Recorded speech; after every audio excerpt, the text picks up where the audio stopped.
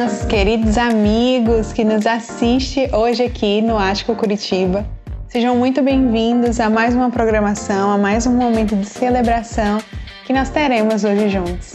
É uma grande alegria para nós poder te receber e ter você junto com a gente nesse dia, para esse momento tão especial e de grande significado para cada um de nós. Hoje nós estamos iniciando uma nova série, que se chama Foco. E é interessante quando a gente pensa no que de fato a gente precisa manter o nosso foco. Então, ao longo dessa série, nós vamos estar partilhando sobre alguns desses objetivos e algumas dessas finalidades onde nós devemos manter o nosso foco. Então, fique junto com a gente e se sinta muito à vontade para esse tempo junto conosco. Você é tão grande e eu tão pequeno, mas mesmo assim você me ama pra valer. Você é tão grande e eu tão pequeno, mas mesmo assim você me ama pra valer.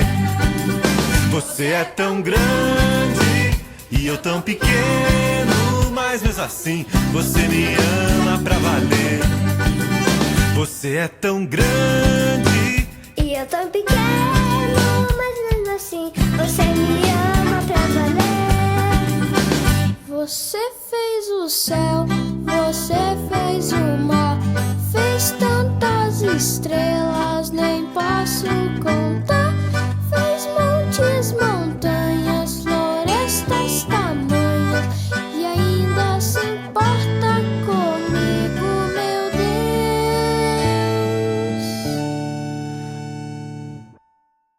Você é tão grande e eu tão pequeno, mas mesmo assim você me ama pra valer.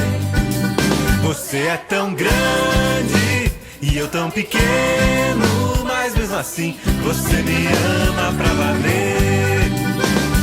Você fez o sol e a lua também, os campos, as nuvens, planetas do além.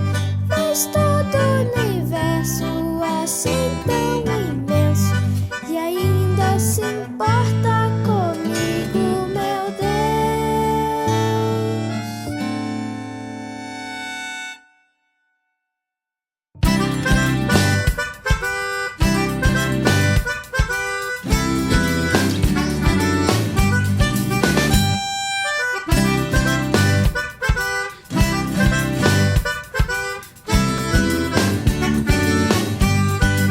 Você é tão grande e eu tão pequeno, mas mesmo assim você me ama pra valer. Você é tão grande e eu tão pequeno, mas mesmo assim você me ama pra valer. Mas mesmo assim você me ama pra valer.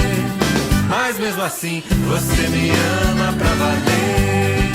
Mas mesmo assim você me ama pra valer. Queria te convidar nesse momento agora para você estar orando junto conosco.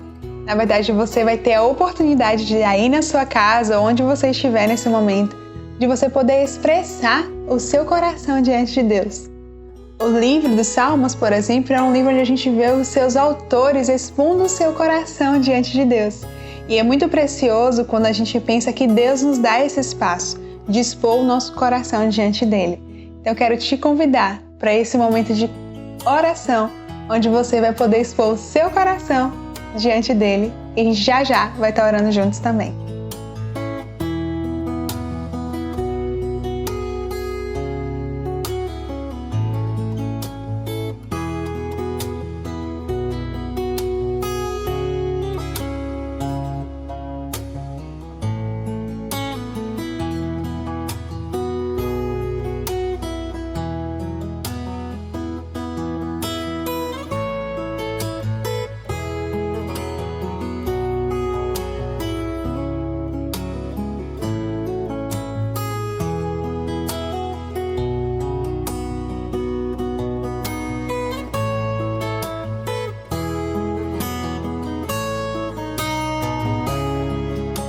Deus, muito obrigada, Senhor. Obrigada porque nós podemos saber nesse dia de hoje e lembrar no nosso coração o quanto que o Senhor se importa conosco, o quanto que o nosso sofrimento ele é importante diante do Senhor, o quanto que ainda que aos nossos próprios olhos o caos ao nosso redor tente nos dizer o contrário, o Senhor nos fala e nos mostra de que o Senhor é Deus soberano sobre todas as coisas, de que o Senhor tem tudo sobre o seu controle, até mesmo a nossa vida e a nossa história. Por isso nós queremos te agradecer por esse amor, por esse cuidado que repousa sobre nós. E nós queremos te pedir, Pai, nesse dia, para que cada pessoa que está nos assistindo hoje, o Senhor possa, de forma muito especial, falar ao coração delas nesse dia, que elas se sintam importantes e amadas pelo Senhor, Deus. Que o Senhor possa tomar e acolher todo e qualquer sofrimento e preocupação que possa haver nos seus corações. E eles possam ter, no lugar dessa preocupação, dessa dor e desse sofrimento, ter a esperança plantada em seus corações. É o que nós oramos nesse dia e te agradecemos por tudo que o Senhor tem feito. Em nome de Jesus.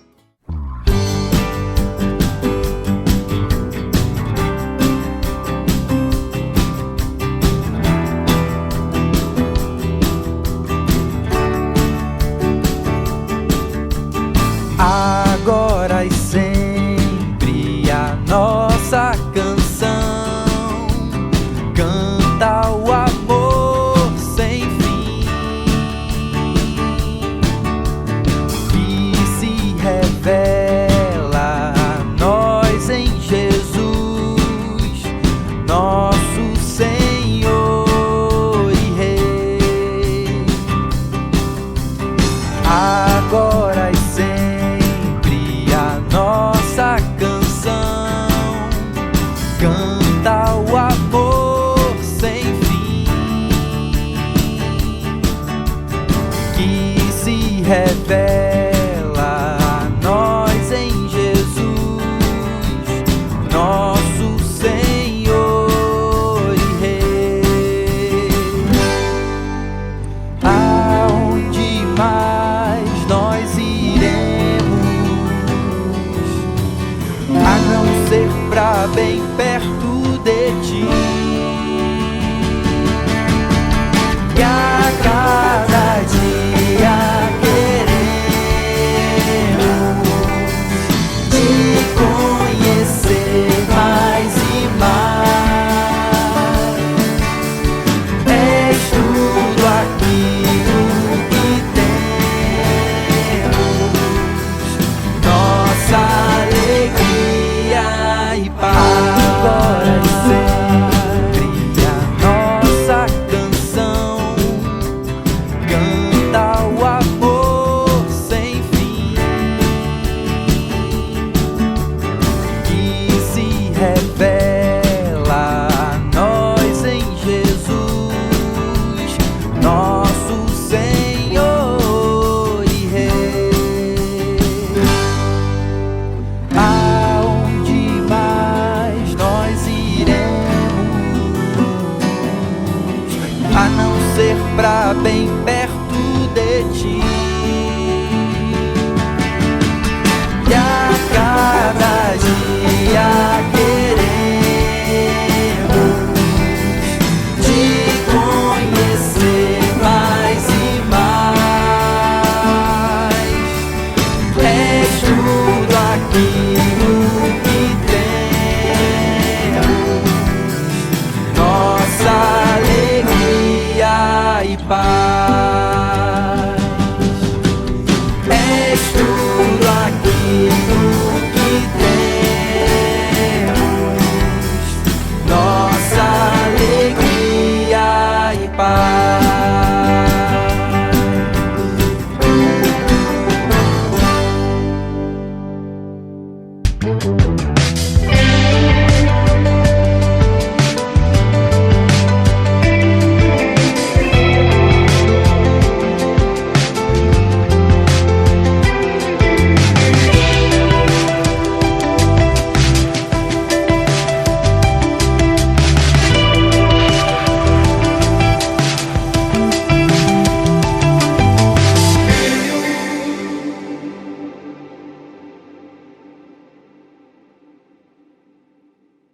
Olá, Ático Curitiba. Meu nome é Saulo Queiroz, sou pastor aqui em Campinas e queria dar as boas-vindas a vocês à minha casa.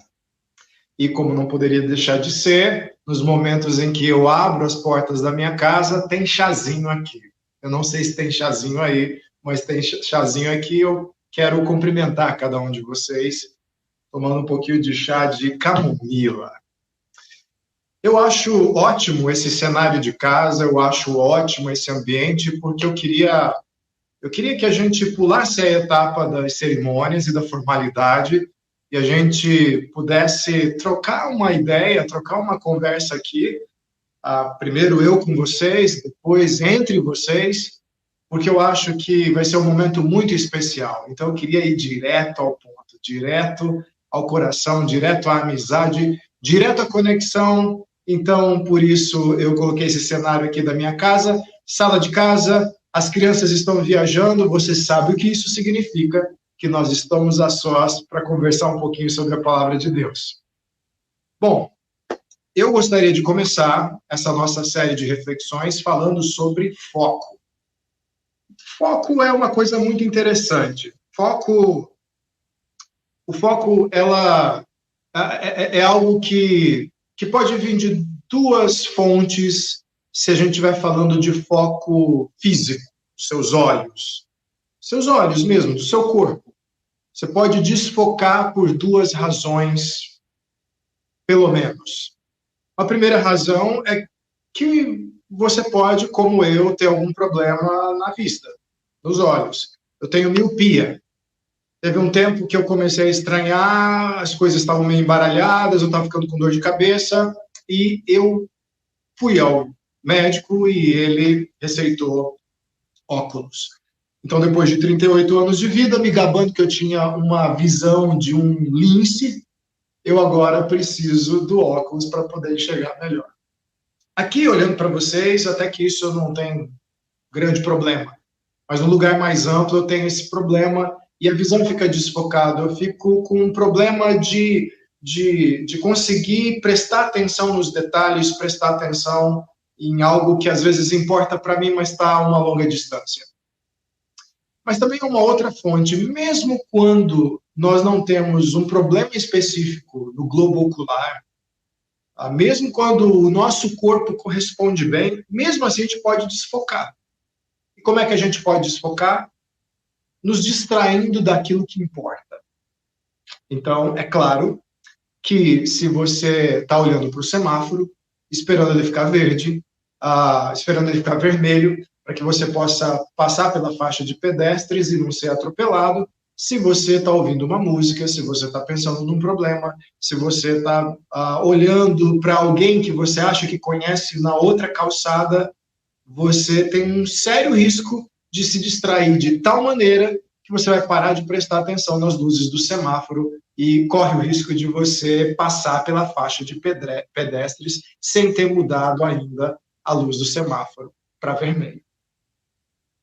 E um acidente acontecer. Ou então você pode nem sofrer de uma distração dessas na rua. Você pode simplesmente estar na sua casa, aquela famosa conversa com o cônjuge, e o cônjuge está olhando distante, pensando nos problemas que virão amanhã no trabalho, pensando na conta, no boleto, pensando naquele jogo que vai ter do campeonato, e o outro cônjuge, o parceiro, parceira da casa, estão falando assim para você, uma história triste, uma história tensa, que exige a sua atenção, e aí aquele famoso olhar de raio-x atravessa a pessoa e você percebe que o seu cônjuge não está mais olhando para você, nem está prestando mais atenção em você, está prestando atenção na parede atrás de você. Numa imagem que está projetada naquela parede, que é a sua real preocupação. E você olha para trás, você olha ao redor, para onde é que ele está olhando, não está olhando para mim, e aí provavelmente vai ter uma discussão a respeito. Eu queria focar agora nesse desfoque, nesse segundo tipo. O tipo de desfoque que vem da distração. O tipo de desfoque que vem da desvalorização. Você tem algo em mente, você tem um objetivo, você tem uma meta, você está mirando naquilo, mas em algum momento aquilo perde a importância e você passa a prestar atenção em outras coisas. Aquilo pelo qual você estava focando pautava a sua vida, organizava a sua vida. Alguém focado no trabalho vai organizar a sua vida em torno do trabalho. Alguém focado na família vai pautar a sua vida em torno do seu foco na família, do seu foco nos filhos, do seu foco no casamento, do seu foco em ganhar dinheiro, do seu foco... Esse foco vai manter todas as outras coisas gravitando em torno dele. Quando você desfoca, esse centro gravitacional da sua vida perde a força e essas outras coisas vão se espalhando, vão se desorganizando na sua vida até se reorganizarem em outro centro gravitacional ou um outro ponto de foco. Essa primeira mensagem que eu gostaria de compartilhar com vocês, ela está muito baseada numa conversa interessante que a gente tem em 1 Coríntios capítulo 15, do versículo 1 em diante. Você vai ter Paulo fazendo um clamor, fazendo um chamado para a igreja de Corinto, que naquela época era uma igreja muito distraída. Eles se perdiam facilmente em outras demandas, em outras prioridades e se esqueciam do que era mais importante. Então, Paulo tem a oportunidade de dizer assim: Coríntios, olhem para mim, vejam o que eu tenho a dizer, eu quero redirecioná-los para o foco da vida de vocês, para aquilo que vale a pena focar, orientar todas as coisas em torno desse ponto focal. Esse ponto focal que vocês estão agora não é importante. Ele, de fato, não vai ser bom para a vida de vocês. Vocês têm algo muito mais valoroso que já foi dado a vocês, mas vocês têm o risco de esquecer. Então, 1 Coríntios 15, 1 começa assim, Paulo dizendo: irmãos, quero lembrar-lhes o evangelho que lhes preguei, o qual vocês receberam e no qual estão firmes. Aí ele avança para o versículo 2. Por meio deste evangelho, vocês são salvos, desde que se apeguem firmemente à palavra que lhes preguei. Caso contrário, vocês têm crido em vão. Versículo 3 a 5 vai sentenciar: pois o que primeiramente lhes transmiti foi o que recebi, que Cristo morreu pelos nossos pecados, segundo as Escrituras, foi sepultado e ressuscitou ao terceiro dia, segundo as Escrituras. E apareceu a Pedro e depois aos 12. O versículo 6 continua o raciocínio de Paulo. Depois disso, apareceu a mais de 500 irmãos de uma só vez, a maioria dos quais ainda vive, embora alguns já tenham adormecido. Versículo 7 ao versículo 8 concluem o raciocínio de Paulo e a demonstração do esforço dele de trazer os coríntios de volta para o foco. Depois apareceu esse Cristo a Tiago e então a todos os apóstolos. Depois destes apareceu também a mim, como a um que nasceu fora de tempo. Muito tempo depois, ou algum tempo depois, dessas primeiras testemunhas. Pois bem, é muito importante você ter em mente um esquema básico dessa carta, pelo menos desse trecho. Se você está se sentindo, na sua vida, sem campo gravitacional, esse ponto gravitacional de foco, as coisas na sua vida, as diversas áreas da sua vida, estão gravitando como se não tivessem um sol em torno do qual elas podem girar. A sua vida está confusa, a sua vida está caótica. Você tem pressionado os olhos para ver se a sua visão melhora, você tem buscado referências, você tem cursado palestras no YouTube, você contratou coachings, você tem procurado referências em livros, você tem procurado referências em filosofias, você tem procurado referências em ideologias, você tem procurado um salvador, você tem procurado alguém que te diga, é aqui, volta para cá ou vem para cá. Se você está assim, essa mensagem é para você. E se o grupo de vocês é composto de pessoas assim, essa mensagem é para vocês. Mas se vocês não se veem como esse grupo, sem um ponto focal definido, não se preocupem, essa mensagem é para vocês. Por que é para vocês mesmo assim? Porque o ponto focal sempre correrá risco de deixar de ser o ponto focal da sua vida. Sempre haverão oportunidades de você se distrair com a paisagem. Sempre haverão oportunidades de candidatos a substitutos do ponto focal da sua vida, do centro gravitacional da sua vida, tomarem o lugar do que há hoje. Então, é um bom aviso, é uma boa orientação, ou é um bom alerta. Você escolhe como que isso traz sentido para a sua vida, nessa mensagem. Agora, é interessante perceber que, para Paulo, tudo parte do Evangelho. O Evangelho é esse primeiro ponto focal. O Evangelho é esse norte para a vida. O Evangelho é o óculos pelo qual você enxerga todos os assuntos. Das finanças às relações, da culpa à alegria, da tristeza à vitória, da derrota à conquista.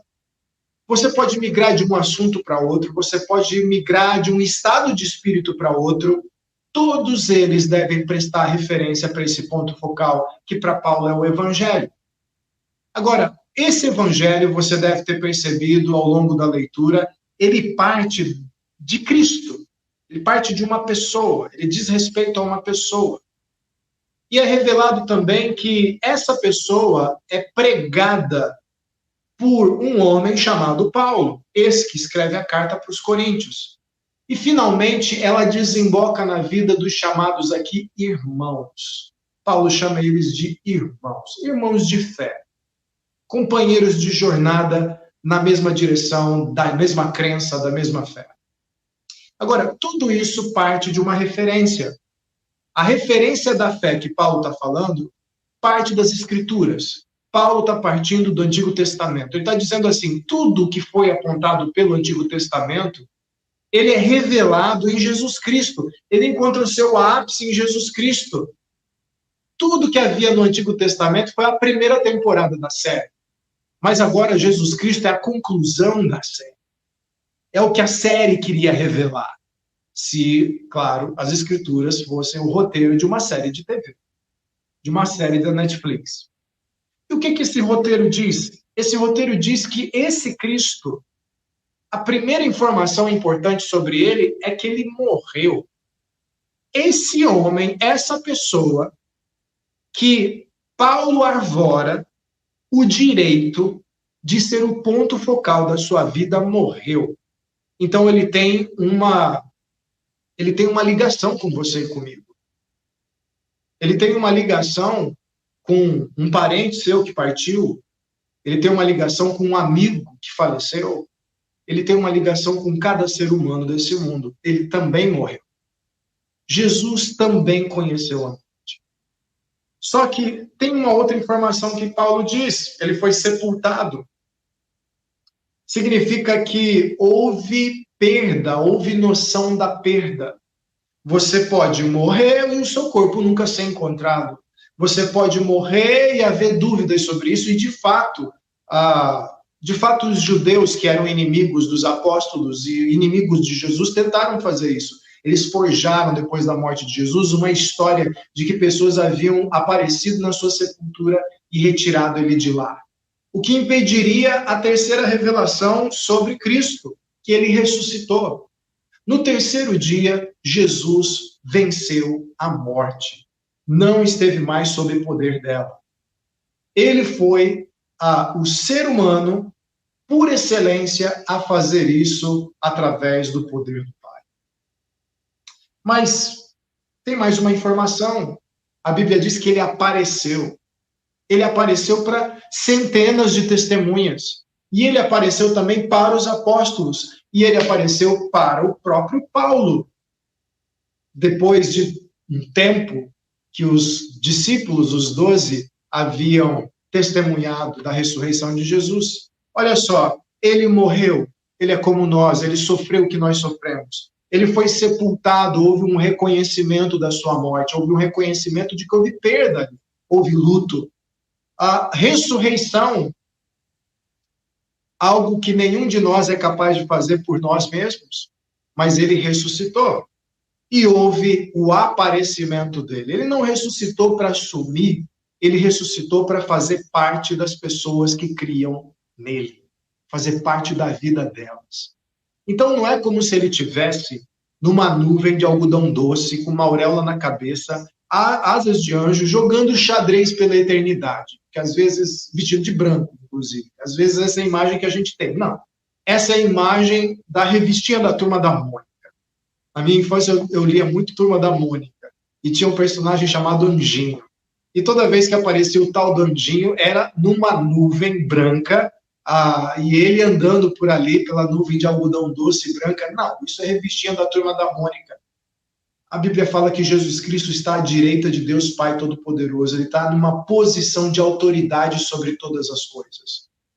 Por que ele é um homem que morre sepultado, mas ressuscita e aparece? Porque ele é o próprio Deus encarnado. Ele é o Deus que vem visitar a Terra, como quem diz assim: eu sei que nenhum ser humano vai conseguir resolver o problema do mal, o problema do pecado, o problema da morte, o problema do diabo, o caos desse mundo, a desordem dessa vida, o vazio e a falta de significado que essa vida tem. Eu sei que vocês não vão conseguir, mas eu não vou cruzar os meus braços num trono sublime e vou deixar vocês nessa situação. Então, eis que eu vou visitar vocês na terra e eu vou fazer a obra que vocês não conseguem cumprir. E a evidência de que essa obra foi cumprida é que os inimigos que envolvem todos os seres humanos neste mundo, dentre eles a morte, foi vencido por Jesus. É por isso que ele ressuscita. É por isso que ele sai da sepultura. É por isso que ele ascende aos céus. E é por isso que ele surge na vida dos seus discípulos, fazendo grandes transformações e contribuindo, distribuindo, compartilhando os prêmios que ele conquistou, as bênçãos que ele conquistou para você e para mim. Pois bem, essa é a obra de Cristo.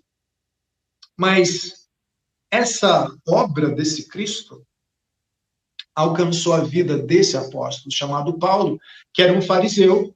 Um fariseu era um cara muito ligado às leis, muito ligado às regras. Eles tinham uma disciplina religiosa tremenda. Era aquele carola de igreja mesmo, de carteirinha, que faz toda a cartilha, seja ela qual for. Eles tinham a própria cartilha deles cheia de regra, mas nos dias de hoje, talvez essa cartilha envolvesse: não assista filmes da Marvel, não corte o cabelo, não ouça música do mundo, vista este estilo de roupa, coma este tipo de comida. Há cartilhas e mais cartilhas e mais cartilhas nas religiões. Paulo era um atleta da religiosidade. E, segundo o próprio testemunho dele, ele era um excelente medalhista no cumprimento das leis da religião. Só que quando Jesus Cristo surge para Paulo na estrada para Damasco, no grande momento da sua conversão, ele se rende a uma pessoa. Ele não se rende a um livro de regras. Ele se rende a uma pessoa que vai trazer transformação para a vida dele. Para que aí ele comece a se interessar pela vontade de Deus, regulando e orientando a sua vida. Que não necessariamente envolve você não ouvir música gospel. Paulo, então, ele diz, nos versículos que vocês viram: eu recebi essa mensagem. Eu recebi ela, e é por isso que eu a transmito, porque ela me fez tão bem, que eu gostaria muito de transmitir para outras pessoas. Então eu não posso reter aquilo que transformou a minha vida. Horas. Você foi num bom restaurante. Comida maravilhosa. Bebida maravilhosa. Atendimento sensacional. E aí você chega no seu grupo de amigos, e os seus amigos estão compartilhando referências gastronômicas da cidade de Curitiba. Descobrimos uma nova hamburgueria, descobrimos um restaurante italiano. Se eles são seus amigos, e você quer dar uma dica muito boa de onde comer bem, por um preço justo, você provavelmente vai abrir a boca e vai dizer assim: eu tenho uma dica excelente. É sensacional isso, é fantástico, é fenomenal, é extraordinário. Nossa, da entrada até a saída, a sobremesa, cada prato que era servido, tudo sabor no lugar certo, na quantia certa, na medida certa. Os garçons eram solícitos, vocês precisam ir lá, eu posso passar o endereço para vocês, e você vai fazer uma insistência para que eles vão lá. Por quê? Porque se a coisa é boa, você compartilha. Mas você só vai compartilhar se aquilo te chama a atenção, ou se aquilo ganhou algum valor para você. É ou não é verdade? Você não passa para frente coisas que não têm valor para você. Você não passa para frente coisas que você não acredita que vai ter um valor para outra pessoa. O evangelho é assim também. Como o evangelho era o foco da vida de Paulo, da própria vida dele, ele se via numa doce obrigação, ou seja, ele tinha que compartilhar, ele tinha que transmitir o evangelho de Jesus Cristo, mas ele fazia isso com o regozijo que você faria para indicar um filme, o regozijo que você teria para indicar uma série da Netflix, para indicar o restaurante. Então, vamos lá. Vamos pensar de uma outra maneira. Você indicaria com entusiasmo muito superior a essas coisas. Não é? Não é verdade? Paulo também diz que é por causa desse evangelho que ele se lembra dele, que ele lembra os seus irmãos coríntios. Ou seja, o evangelho, ele entra na vida de uma pessoa e ele produz transformações na vida dessa pessoa, e ele é tão maravilhoso, mas como eu disse para vocês no início desse nosso bate-papo, ele também é algo esquecível. Ele é como uma parede que precisa de uma demão de tinta. E se você não der uma demão de tinta, ela vai começando a descascar. E à medida que ela vai descascando, ela vai perdendo a cor. E aí, num belo dia, você olha para aquela parede e você nem se lembra mais da cor que ela tinha. Ou mesmo que ela havia sido pintada em algum momento da sua vida. Então você precisa fazer uns retoques. Esses retoques não é porque o evangelho perde poder. Jesus não perde poder e o evangelho não perde poder de te abençoar, de te salvar, de te transformar, de trazer tudo que é bom da parte de Deus para a sua vida. O evangelho nunca perde esse poder. Ele nunca perde esse poder. Mas nós nos esquecemos que ele tem esse poder. Que o evangelho, de fato, é o poder para salvar gregos e judeus, gentios, pagãos, mas também os judeus. Ele é o poder para salvar qualquer um. Às vezes a gente se esquece disso. Isso é possível. E como é que a gente faz esse retoque? Como é que a gente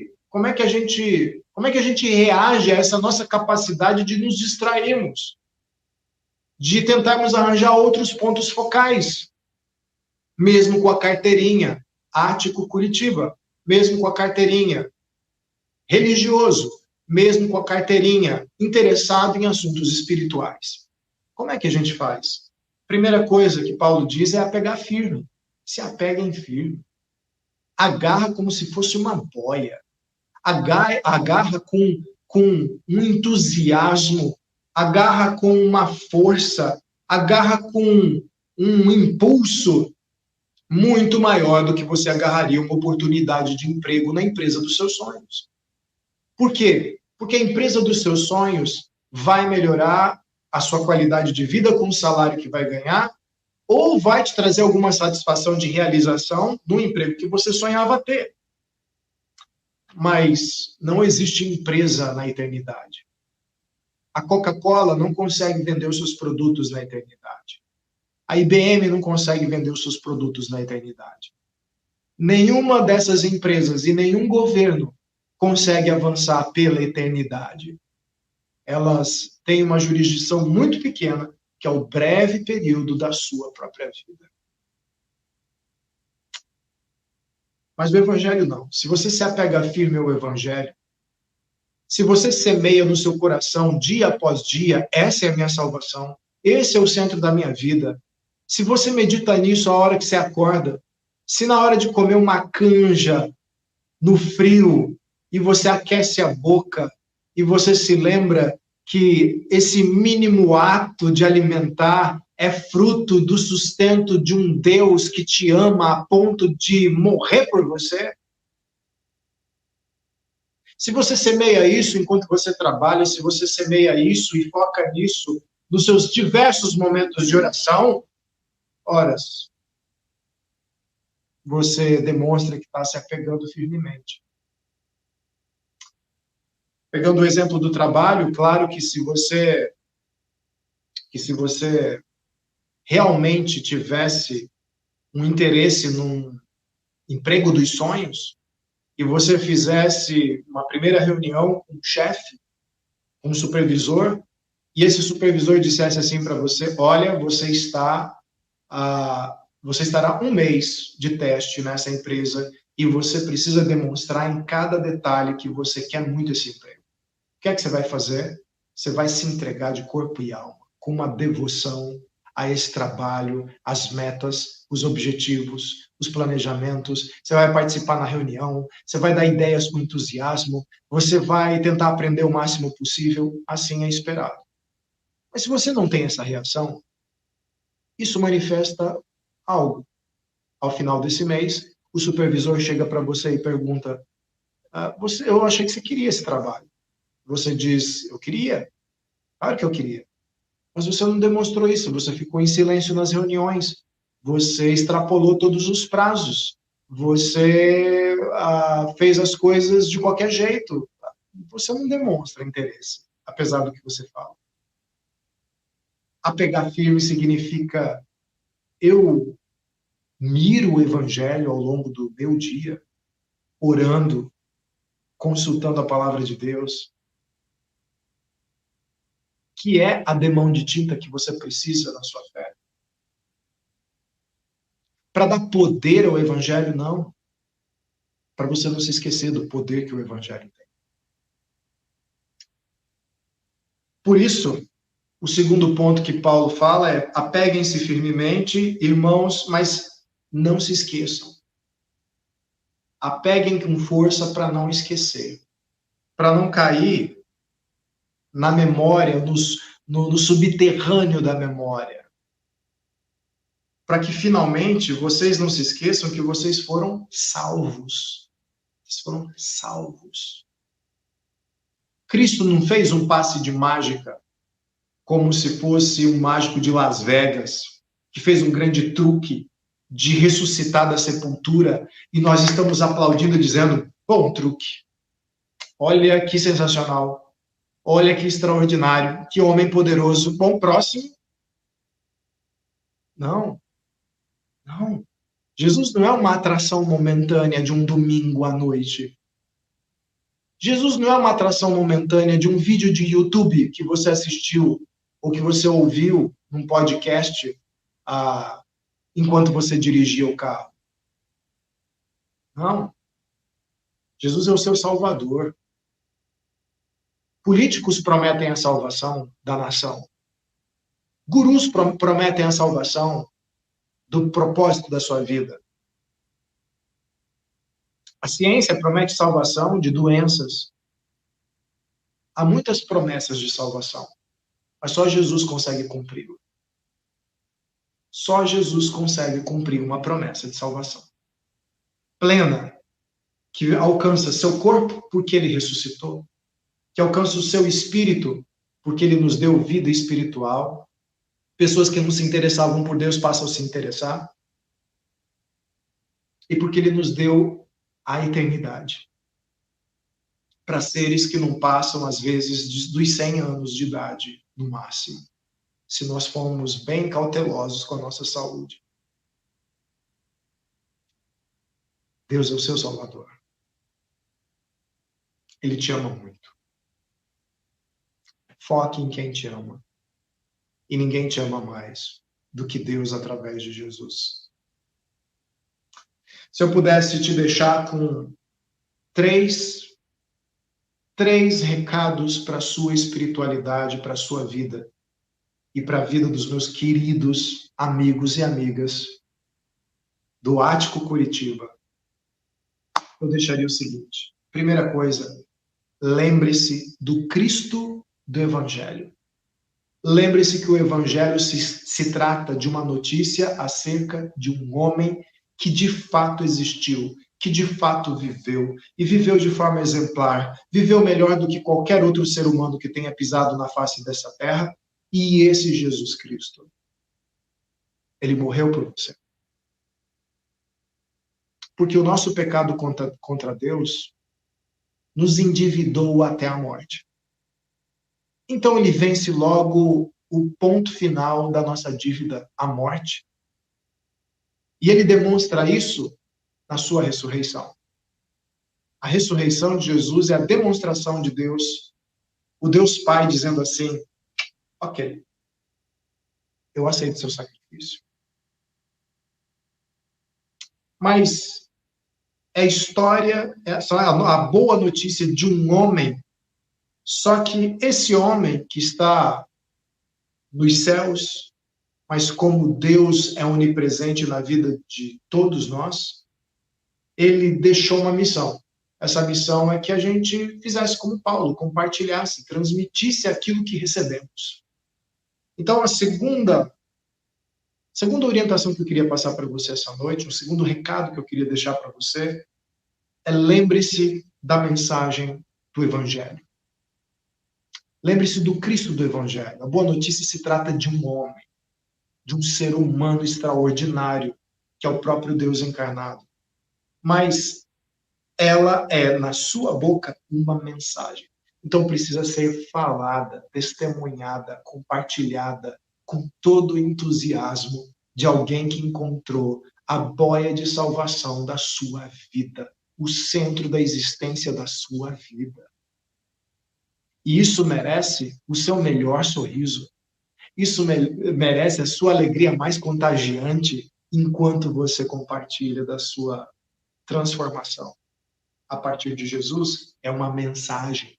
Mensagem precisa ser compartilhada, mensagem precisa ser dita, mensagem precisa ser dita novamente, mensagem precisa ser a mensagem de alguém que ama, oferecendo o gesto de amor de Deus através de Jesus. Não é uma mensagem do telemarketing. Não é uma empresa de telefonia tentando te vender um pacote, ou um banco tentando te vender um cartão de crédito. Não é isso. É a mensagem de amor de Deus. Então não tema. Não tema se passar por um agente de telemarketing.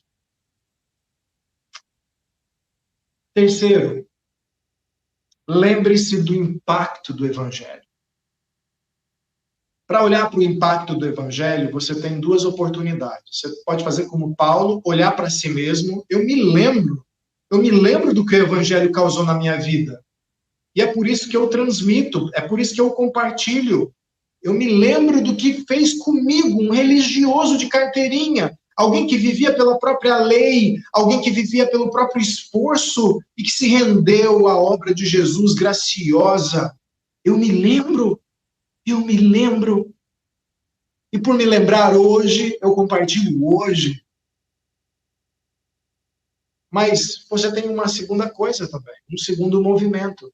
Você pode observar o impacto que faz na vida das outras pessoas. E só quem compartilha o Evangelho é que tem esse sabor na boca. Eu te digo, se você não se sente participante do alcance de vidas pelo Evangelho, você precisa urgentemente experimentar isso na sua comunidade. Com seus dons, com o que você é capaz de fazer. Eu garanto a você que uma das melhores noites da sua vida será no dia em que você olhar para uma pessoa se rendendo a Jesus, conhecendo o amor de Deus e você dizer assim, eu participei disso. Eu fiz parte dessa mensagem chegando na vida dessa pessoa. Uau! Que transformação! Eu vi as lágrimas de arrependimento. Eu vi o sorriso de alegria. Eu vi a renovação dessa vida nos dias, nas semanas, nos meses seguintes. Eu vi o que aconteceu com essa família. Eu vi o que aconteceu com os filhos desse casal. Eu vi o que aconteceu com esse casamento. E a sua vida passa a ser povoada de histórias lindas, que você vai colecionando como se fosse uma prateleira de enfeites maravilhosos da sua vida. Para onde você olha, isso aqui foi naquele dia que aquele casal veio no ático. Esse aqui foi aquele dia em que eu topei com um amigo de longa data na padaria. E eu comecei a puxar uma conversa com ele, e ele estava em grande dificuldade. O Evangelho produziu uma transformação. Esse dia foi quando nos reunimos como comunidade e compartilhamos do Evangelho. Alegria sobre alegria. Você vai dormir com um sorriso no rosto, por saber que está participando de uma forma tão profunda na vida de outras pessoas. Mas tudo isso existe se você se lembrar do quão impactante é o Evangelho. Se o Evangelho você perdeu a lembrança do impacto do Evangelho na sua vida, provavelmente você vai compartilhar apenas o que está te impactando hoje. O que é? O que tem te impactado hoje, além de Jesus? E que garante exclusividade no seu discurso e nos seus atos. Há tempo. Eu vim aqui para compartilhar com vocês que Paulo nos avisa. Se lembrem, se apeguem, que em Jesus vocês têm salvação. Se apeguem no amor de Jesus. No nome dele.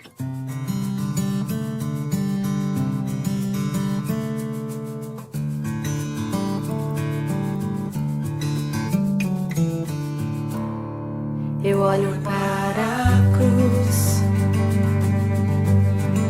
e para a cruz eu vou do seu sofrer participar, da sua obra vou cantar. Meu Salvador na cruz mostrou o amor do Pai,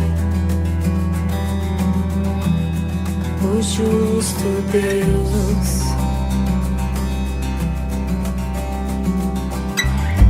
Pela cruz me chamou, gentilmente me atraiu e eu, sem palavras, me aproximo, quebrantado.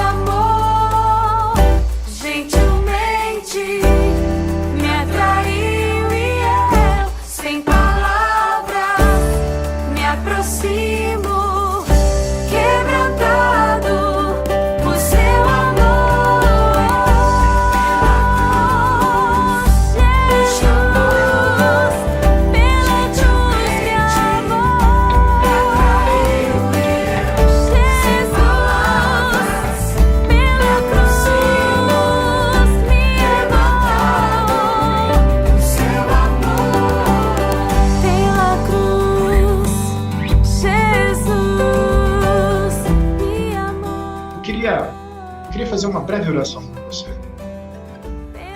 Queria que você me acompanhasse nisso. Senhor, em nome de Jesus, cuida de cada um de nós. Por favor, Pai, traz nas nossas vidas de volta o foco do Teu Evangelho. E para aqueles que estão pensando assim, Senhor, eu nem sei que foco é esse. Eu vim essa noite porque me chamaram e esse cara está me falando de um foco que nunca foi o foco da minha vida. Senhor, mesmo esses, o Senhor que está presente em Campinas e em Curitiba, mostra que quando o Senhor Jesus e o Teu Evangelho assumem o lugar central da nossa visão, toda a nossa vida se reorganiza. Toda a nossa vida ganha sentido. Porque o Teu Evangelho vai nos abençoar com o lugar certo para cada uma das nossas coisas da vida. Para cada uma das áreas da nossa vida. E o Senhor vai nos usar para produzir a mesma transformação na vida dos outros. Não há comunidade sem Evangelho. E não há vida saudável espiritualmente sem o Evangelho. Que o Senhor abençoe cada um de nós. Em nome de Jesus. Amém. Muito bom compartilhar com vocês esse momento. Eu vejo cada um de vocês no nosso próximo encontro. Que tempo precioso, não é verdade? Nós tivemos ao início do nosso culto hoje o momento onde a gente pôde falar e expor o nosso coração, mas também tivemos o momento de ouvir e ter o nosso coração alimentado diante da palavra, que é o Verbo vivo. Eu espero que o seu coração tenha sido nutrido, alimentado, que você possa carregar essa mensagem que você recebeu hoje ao longo da sua semana e permanecer refletindo sobre ela. E eu gostaria de te convidar agora para um momento que a gente tem após esse momento aqui online, que é a nossa sala de convívio. Então vai aparecer para você o nosso QR Code e aqui o link na tela. Então você pode entrar e se você quiser conversar um pouco mais, até mesmo sobre a mensagem ou sobre assuntos também aleatórios, e sorrir um pouco mais e se relacionar um pouco mais e compartilhar talvez um pedido de oração mais específico, nós vamos estar muito felizes de te receber e ter você junto com a gente nesse momento. Então, vem com a gente se você quiser participar da nossa sala de convívio. Caso contrário, nós queremos te desejar uma excelente semana, que o Senhor continue falando com você, que você tenha momentos muito preciosos ao longo dos próximos dias. Deus abençoe, nos vemos e até a próxima.